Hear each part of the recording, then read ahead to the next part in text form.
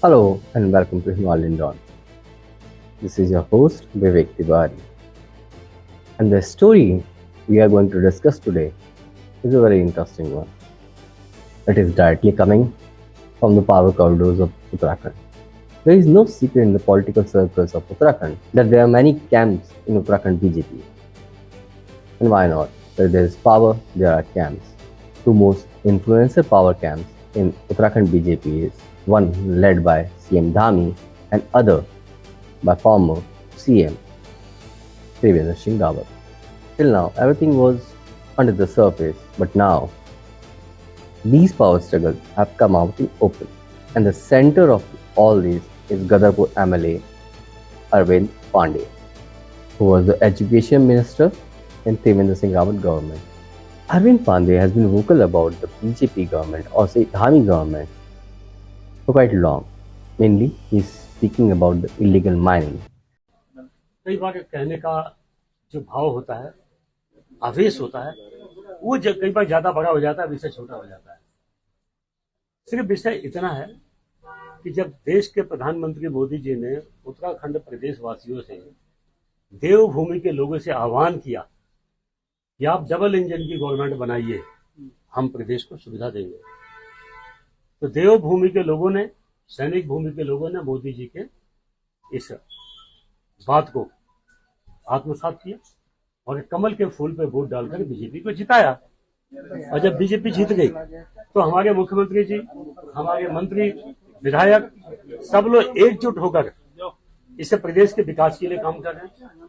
तो ऐसे माहौल में अगर जो कोई छोटे लेवल पर कोई अधिकारी अपने निजी स्वार्थों के लिए कहीं गड़बड़ करता है तो हमको जनता ने इसीलिए चुन के बैठाया हुआ है कि गलत ना होने दें। तो कोई छोटी मोटी घटना घटी होगी तो हमने उस पर उंगली उठाई और हमारी पार्टी, हमारा दल हमको ये सिखाता है कि जब इतने बड़े लेवल पर प्रदेश के विकास की बात चल रही हो, प्रदेश में अच्छा काम हो रहा है, हमारी जनता खुश है और हर चुनाव में जनता, प्रदेश की जनता बीजेपी के चुनाव जिता रही है, तो कोई अधिकारी अपने निजी स्वार्थों के लिए हमारी सरकार पे धब्बा क्यों लगाए और हम क्यों लगने देंगे? यही बात है और तो कोई इसका नहीं। And recently, because he is from Gadarpur district, Uttam Singh Nagar, he spoken about the death of Kashipur farmer Sukhwant Singh, which is also in Uttam Singh Nagar. Gadarpur MLA Arvind Pandey asked for a CBI probe in Kashipur farmer Sukhwant Singh's death. कोई आत्महत्या शौक से नहीं करता है और निश्चित ही ऐसी घटनाओं की पुनरावृत्ति ना हो, इसके लिए हमारे इस प्रदेश के जो धाकड़ धामी मुख्यमंत्री जी हैं, इस देश के सबसे ईमानदार मुख्यमंत्री हैं और उन्हीं की टीम का यहां का पुलिस कप्तान है। ये हो चाहे मैं हूं, सिस्टम में कोई भी हो, सिस्टम में बैठे हुए लोगों की कार्यप्रणाली की वजह से किसी गरीब का घर बर्बाद नहीं होना चाहिए। मैं इस पक्ष का व्यक्ति हूं। घटना ऐसी है कि इस पे जितना बोला जाए उतना कम है, लेकिन मुझे लगता है कि हंगामा खड़ा करना मेरा मकसद नहीं, मेरी कोशिश है हालात बदलने चाहिए। सिस्टम में बैठे हुए लोग सबको इस बात की चिंता करनी चाहिए कि काशीपुर का वो नौजवान दीपक मैंथा, उसने क्यों गोली मारी। काशीपुर का व्यापारी अनूप अग्रवाल, उसके उद्योग पे पुलिस ने जबरदस्ती अपने ऑफिस में पुलिस के अधिकारियों ने बुला के उससे अंगूठे लगवाए, साइन करवाए। यह व्यवस्था बदलनी चाहिए और इन्हीं सब व्यवस्थाओं में शामिल अधिकारियों की मानसिकता दलाली में लिप्त हो चुकी है। कई चीजों को सत्ता पक्ष विपक्ष इस दृष्टि से नहीं सोचना चाहिए, इंसानियत के नजरिए से देखना चाहिए। इस प्रदेश को हम लोगों ने सबने आंदोलन करके इस प्रदेश को बनाया था कि यह देवभूमि है और इस देवभूमि में कुछ राक्षस पैदा हो गए हैं जो अपने बच्चों के हित के लिए, मोटी कमाई के लिए, इनकी कार्य प्रणाली की वजह से पता नहीं कितने लोग अपना घर छोड़ के भागे हुए हैं। मैं उन नौजवानों का धन्यवाद देता हूं कि जिन्होंने आत्महत्या नहीं किया है, अब तक बचे हुए हैं, उनको हौसला रखना चाहिए। और मैं आज सुखवंत के परिवार में हूं। उनके बूढ़े पिताजी मेरे पास बैठे हैं, उसका छोटा भाई मेरे पास बैठा है। मैं इनको साक्षी मान के कहता हूं कि तत्काल इस घटना की, इसकी सीबीआई जांच होनी चाहिए और इस सीबीआई सुखवंत की जांच के साथ साथ दीपक मेहता की हत्या क्यों हुई उसको भी इसमें शामिल करना चाहिए।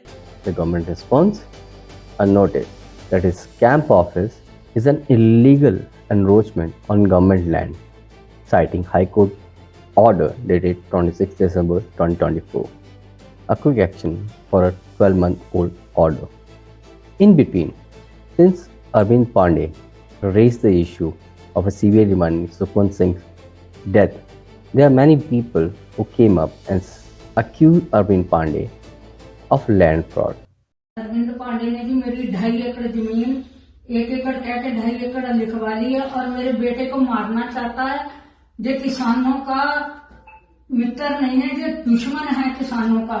जहां गरीब देखता है ये वहीं हमला करके उनकी जमीन छीन लेता है और हमें और मेरे बच्चों को अरविंद पांडे से बचा लीजिए। मेरी हाथ जोड़ के ये ख्वाहिश है, सर जी हमें मार डालेगा, हमें बचा लो, हमें जो मार देगा अरविंद पांडे। मेरी धामी जी से ख्वाहिश है कि हम गरीब आदमी हैं, हमें बचा लो। हमारी धामी सरकार से बेनती है कि हमें माँ बेटों को और हमारी बहन को हमें इस आग पांडे से बचा लो। हम सब किसान संगठनों से अनुरोध करते हैं, हम धामी सरकार से अनुरोध करते हैं, यह किसानों का सबसे बड़ा दुश्मन है। यह अरविंद पांडे नहीं है, आंख मूंद पांडे है। इससे हमें बचा लो। ये नहीं, हमें न्याय नहीं मिलेगा। हम इस अरविंद पांडे के घर पर जाकर, इसके भाई के दरवाजे पर जाकर आत्महत्या कर लेंगे। Now these people are genuine or been planted, we don't know. But there is certainly something fishy about it. After seeing the tussle between Arvind Pandey and Dhani government, the Trivendra Rawat group mobilized. Suddenly on 21st Jan, Trivendra Singh Rawat's office issued a press release saying that he will be going to meet the Gadarpur MLA Arvind Pandey on 22nd. And he was not alone. He was joined by Pauri MP Anil Banoli, who is also considered a rival to CM Dhami, and also by former state president Madan Kaushik. Again, comes from a rival camp. Pandey also said that he has a support of former cabinet minister Singh Chopal and Assembly Speaker Ritu Khanduri. He also mentioned that former Uttarakhand Chief Minister Vijay Bhagwana also called him up. पूर्व मुख्यमंत्री त्रिवेंद्र जी हों, चाहे पौड़ी गढ़वाल के अनिल बलूनी जी हों, पूर्व प्रदेश अध्यक्ष हमारे बड़े भाई मदन कौशिक जी हों, पूर्व मुख्यमंत्री बाबूजी विजय बहुगुणा जी का मैं धन्यवाद देना चाहूंगा। उनका फोन आया, जो हमारी विधानसभा की अध्यक्ष हैं, मेरी बड़ी बहन ऋतु भूषण खंडूरी, उनका फोन मुझे आया कि अरविंद भाई हम भी आने वाले हैं, सेवा बताओ। Is that a group of old guard forming against Dhami? And this was not a sympathy visit. This was considered as an announcement of war within the BJP. And the timing made it explosive. It was done when the Union Home Minister and number 2 in the BJP government, Amit Shah, is on a visit to Uttarakhand. A parallel power show against the sitting Chief Minister during Amit Shah's visit would have sent shockwaves all the way to Delhi. On the last minute, BJP central leadership intervened, phone ranks, instructions were issued. The Trivendra camp leaders cancelled their Gadarpur visit. Even Arvind Pandey publicly stated that he would not do anything which can harm the party. माननीय त्रिवेंद्र जी ने, हमारे पौड़ी के सांसद, हमारे मित्र अनिल बलूनी जी, पूर्व प्रदेश अध्यक्ष हमारे बड़े भाई मदन कौशिक जी और भी कई विधायक साथ आने वाले थे। सूचना कल पड़ी, उनका प्रोटोकॉल जारी हुआ तो मुझे पता लगा। तो कल रात में मैंने लगभग 11:30 बजे के आसपास मैंने त्रिवेंद्र जी को फोन किया, अनिल बलूनी जी को फोन किया, मदन कौशिक जी को फोन किया, हमारी बहन जो विधानसभा की अध्यक्ष हैं ऋतु भूषण खंडूरी, उनका फोन आया मुझे, हमारे बाबूजी पूर्व मुख्यमंत्री विजय बहुगुणा जी का फोन आया, मेरा छोटा भाई जो इस प्रदेश में मंत्री हैं सौरभ बहुगुणा जी, उनका मुझे फोन आया, 30 से ज्यादा विधायकों का मुझे फोन आया। मैं सभी का मैंने हाथ जोड़ के निवेदन किया कि कोई बड़ी बात नहीं है और अभी इस समय आने का ठीक नहीं है। आप कृपया नहीं आएंगे तो आपका एहसान होगा मेरे पे। बाद में आगे पीछे कभी आ जाइएगा, लेकिन अभी मत आइए। एक घर में 4 बेटे होते हैं तो लोग बोलते हैं चारों के आपस में मतभेद हैं। ये तो हम लोग राजनीतिक लोग हैं। आप इस समय आओगे तो लोग आपके आने का कई लोग मायने निकालेंगे। इसीलिए मैं निवेदन करना चाहता हूं, भाई साहब इस समय प्लीज आप ना आए। मैं अपने सभी नेताओं का धन्यवाद देना चाहता हूं कि मेरे निवेदन को उन्होंने स्वीकार किया और वो लोग नहीं आए, मैं उनका धन्यवाद देता हूं। But make no mistake, this was not a reconciliation. This was temporary restraint. Even after senior leaders stayed away, Arvind Pandey went ahead with a solo power show. Shakti Pradarsan, as it is called.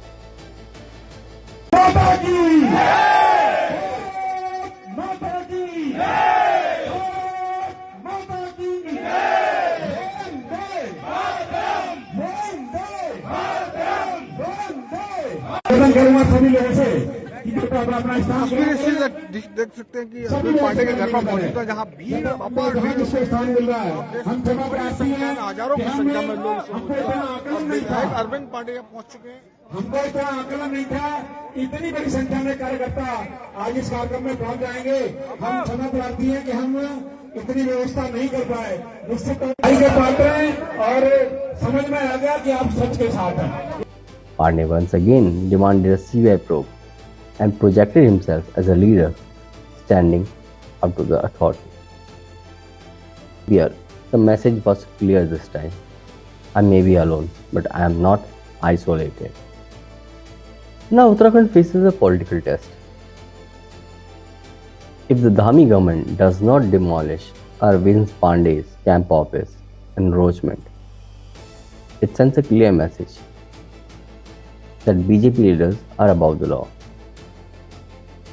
If the bulldozer rolls in, which Dhami is famous for, it will portray as a political vendetta. In the BJP, it will spark a debate. And it may trigger a bigger rebellion before the 2027 elections. Let's be clear, this is no way about Arvind Pandey alone. The Dhami camp represent the centralized leadership, whereas the Trivendra camp saying we are the old guards. For a few months now, the BJP core committee meetings hasn't happened. Coordination meetings are stalled. Internal communication has broken down. The party is only held by Delhi's intervention. As elections inch closer, ticket distribution fears will intensify. More MLAs may quickly pick sides, and Uttarakhand BJP internal war could spill into OP. The biggest question remains: who will the Delhi back when the string is no longer enough? Is bulldozer politics or remains parallel power structure? This was not just a cancelled visit, this was a warning signal. Uttarakhand BJP is standing at the crossroads. And the next move may redefine its future.